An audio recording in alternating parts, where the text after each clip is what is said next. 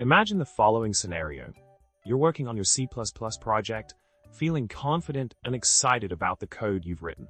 However, suddenly you encounter a problem. You're using the MSVC compiler, and when trying to push back an object of a custom class into a vector, you get a baffling error about a deleted function. It's frustrating, especially when the code compiles perfectly fine on GCC and Clang. What's going on here?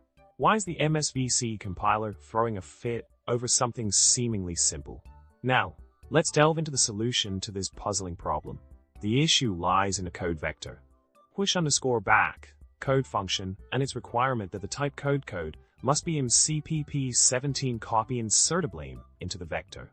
According to the C++ standard, being MCPP17 copy insertable implies being MCPP17 move insertable. This is where the trouble arises for our custom class. The key point to focus on is the expression codeallocator underscore traits and LT, and GT, construct, the code, which needs to be well formed for the MCPP17 copy insertable condition old. In our case, the class in question doesn't satisfy the move insertable requirement, leading to undefined behavior when trying to push it into the vector.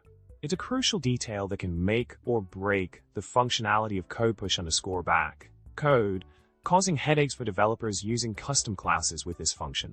In conclusion, understanding the intricacies of code CPP17 copy insertable code and code CPP17 move insertable code is vital when dealing with container operations like code push_back code in C++.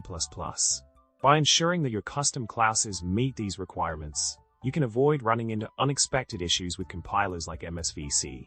So, next time you encounter a similar hiccup in your code, remember the importance of meeting the standards for insertable types. Stay compliant, code responsibly, and happy programming, folks. Don't forget to like, subscribe, and leave a witty comment below.